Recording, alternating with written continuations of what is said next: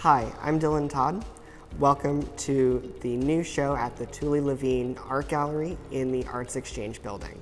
Here we're featuring 16 artists that all have studios in the space.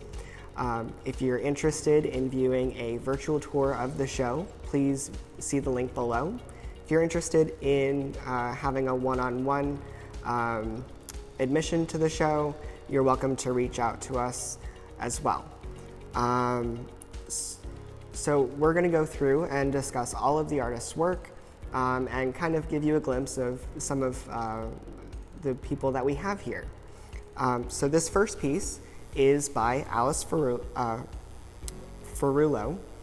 Alice pursues her artistic endeavors under the umbrella of Black Horse Theater, which was founded in 2006. Black Horse Theater is committed to addressing the human state of being. Always intimate and vulnerable, the work is set forth in hopes of rattling the mind and spirit. Illustrative of her interdisciplinary work, here is a piece entitled Don't 3.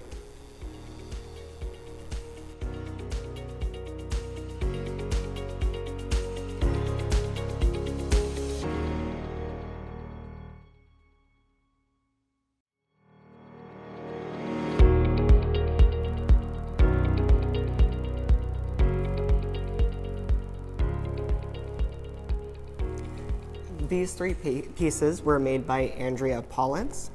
Vintage toys and icons are her favorite subjects. Her colorful and whimsical paintings put a smile on even the grumpiest face. That's saying something for such a serious artist.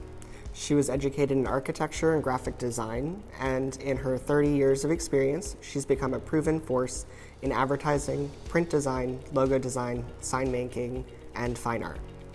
Andrea fills the gaps between a freelance designer and a traditional agency by providing a large selection of services without the overhead. She's available for fine art commissions and graphic design work, or you can buy one of her paintings to cheer up any corner of the home. This next piece is by Maria Saraceno. The Tropical Pod is an original way to artistically enhance any interior space. It is a natural palm product which is dried out, cut, sealed, painted, and treated with a 2-part epoxy resin to make it as long-lasting and almost indestructible. Each pod is hand-painted in the rich hues of the tropics and finished with a lustrous epoxy sheen.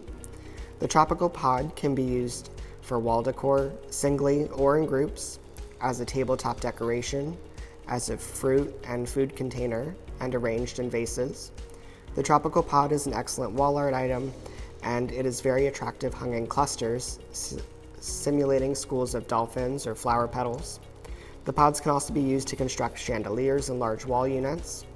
The combination of organic form and dramatic colors add a touch of class to each room, hallway, conference center, and really any venue. There are no duplicates, each pod is unique and is individually signed by the artist. The next two pieces are by John Flavin. John has a BA from Eckerd College, attended the Ringling School of Art and Design, and was classically trained in painting and drawing in Philadelphia. This current series of paintings can be considered non-objective as they are purely about color and design, as opposed to the representational or abstracted from any recognizable forms. The works are highly informed by patterns and rhythms and consequently counter rhythms. These are static and exist on a 2-dimensional surface, but can give the illusion of movement and depth. John says that he often listens to music as he works, and the interplay of music modes of harmony, melody, and their counter discords influence these works. The works begin with marks on the blank panel or canvas and are constructed from there without much of a preconceived notion. At times during their construction, influences from his daily existence, whether it's emotional or stemming from something visual that he's seen, inform their direction as he reacts to what is happening and decide to add to it or go over what is currently there, and etc.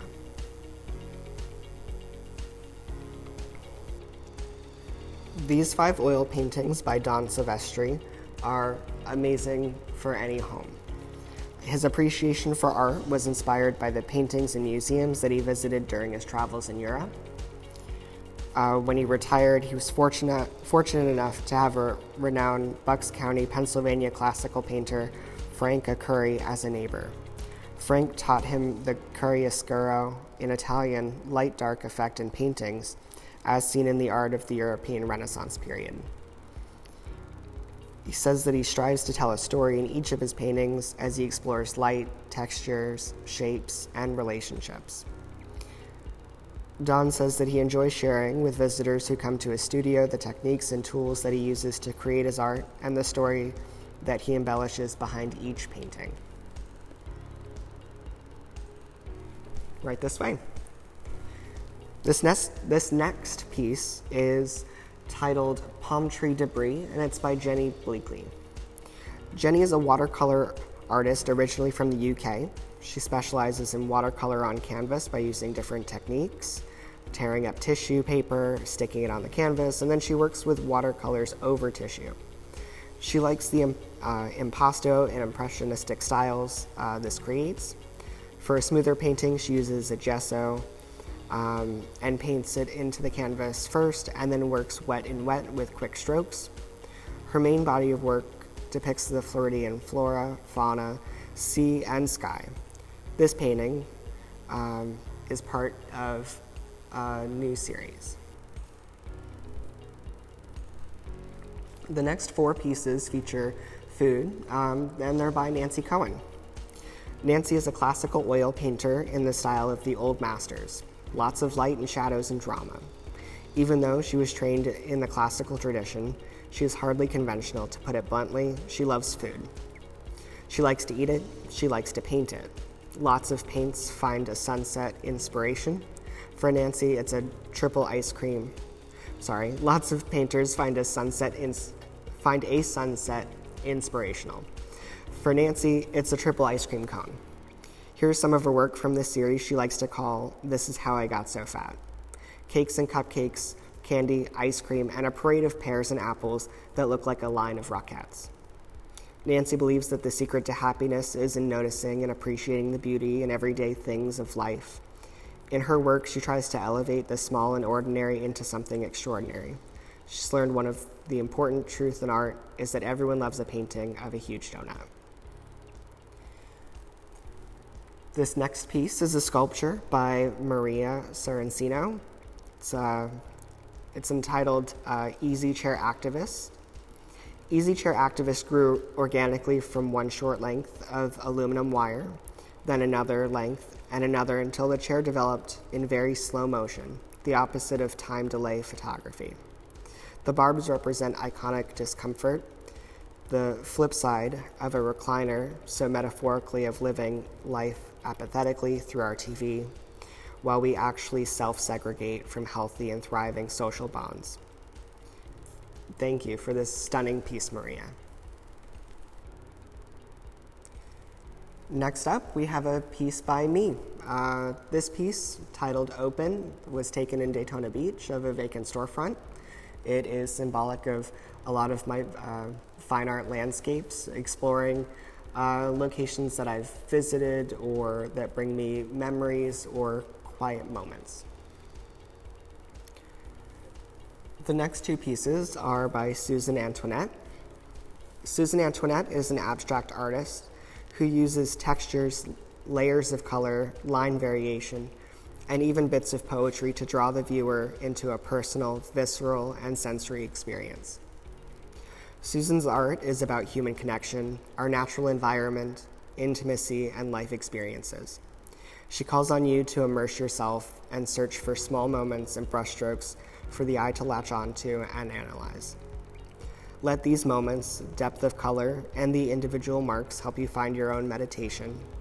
She wants you to do more than just look at them. She asks you to look within them to discover the moments that reflect the layers of your own personal life experiences. They're truly dynamic and stunning. This next piece, entitled Shine On by Carrie Gilmore, is a larger-than-life portrait.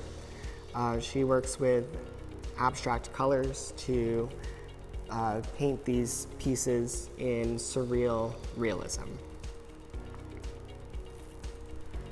Carrie's use of color and shading work to accentuate and really make an experience of viewing these portraits. Up next is Vanessa Segraves. Vanessa has had the good fortune to study with the greatest instructors in the U.S. As a result of her training, she's transitioned from an impressionist painter to an abstract mixed media artist. Vanessa works mostly with acrylics. Diversity is what has kept the brushes flowing for her.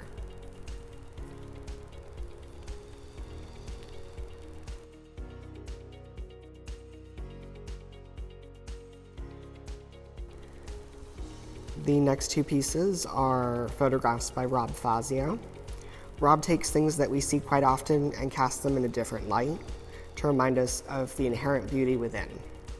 He loves to, with dynamic, rich, and vibrant colors that draw the viewer into a more in-depth interaction with the print. A good example of this is Skyway in Blue, which was taken in a mangrove patch on Fort DeSoto. With some photo manipulation, the mangrove leaves create a wonderful, fun framing for the composition. Regardless of the technique or style, he creates images that will engage the viewer and remind them to take the time to enjoy and appreciate the beauty that surrounds them. In this corner, we have another set of tropical pods by Maria Saraceno.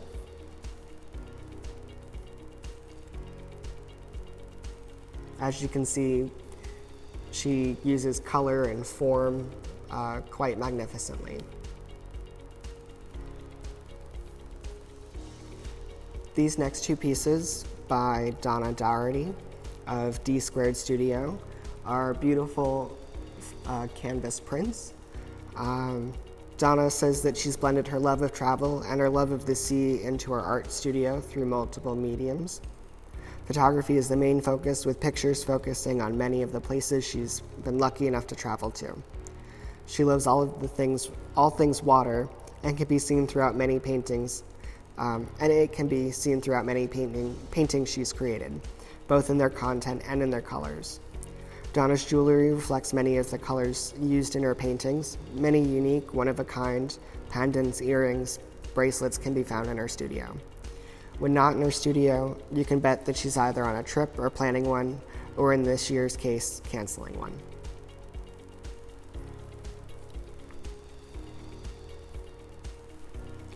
This next piece, entitled Boat by Tom Amidon, uses a beautiful array of colors to really highlight the space. Tom says that several years ago, after suffering a major loss in his life, he found himself falling into that deep depression people talk about. One morning, while contemplating what direction to take in his life, he sat on the side of his bed and literally said, "Good morning, Tom. You are the greatest living American artist." He then made a pot of coffee and began painting again, something he had not done for several years. He did this ritual for many months, and it lifted his spirits and fueled his passion. He says that he never wants to stop painting, and that he never will. The next four pieces are by Sue Johnson. Sue Johnson is an eclectic kind of artist. She works in oils, acrylics, and last but not least, cold wax medium, a combination of beeswax and oil paint. Besides frequent changes in her media, in her paintings, she also shifts between representational and abstract subjects, as you can see by the work in this show.